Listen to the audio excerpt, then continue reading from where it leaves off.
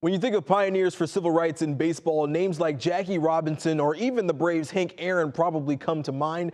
But Bill Lucas was just as much of a trailblazer, and he did his barrier breaking behind a desk in the Atlanta Braves front office.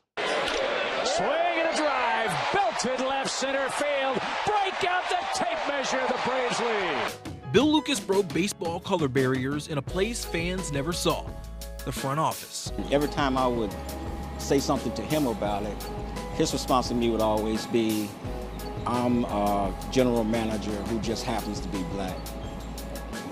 That was every time I would try to make a big deal out of it, that's what he would say to me. Bill Lucas Jr. reminisces about his father, a man who spent his entire career with the Braves. He started as a minor league player for the Milwaukee Braves in 1957, playing for 6 seasons before joining the Braves front office in 1965. He went from public relations to assistant farm director to farm director, and then ultimately general manager. So I just remember him every 2 years coming home saying he got a promotion. I always thought that was pretty cool. Building his way up year after year until one day he was named the first black general manager in the major leagues. He was definitely, my daddy. I got my daddy. And so I used to come to the games, and I used to go hang out with him a lot of times in his box. It was owner Ted Turner who trusted Lucas with his organization. Technically, Turner named him vice president of player personnel in 1976. But for all intents and purposes, Lucas built a dynasty.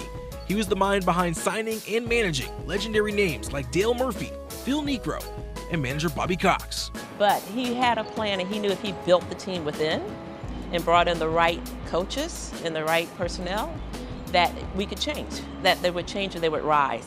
Lucas implemented his plan for just 3 years before he passed from a brain hemorrhage, shortly after watching his beloved Braves make history.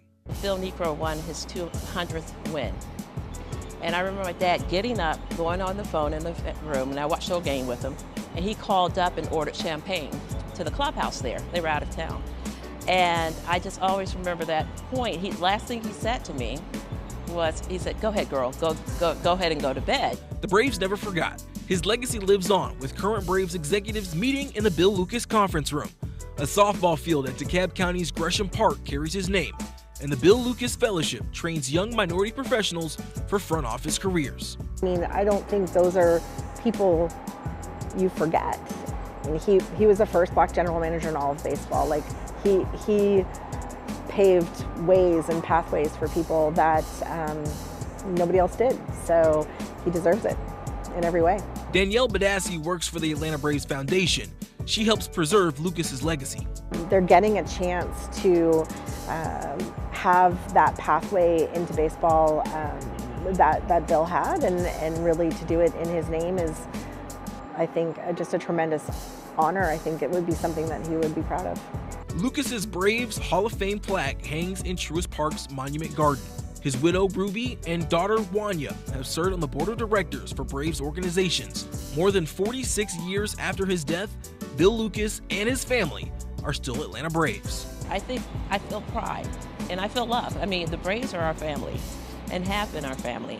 On top of the Bill Lucas Fellowship, the Braves also help run the Ralph Garr Bill Lucas HBCU Baseball Classic. The annual game between Grambling State and Florida A&M, Lucas's alma mater, aims to promote HBCU baseball and Major League experience.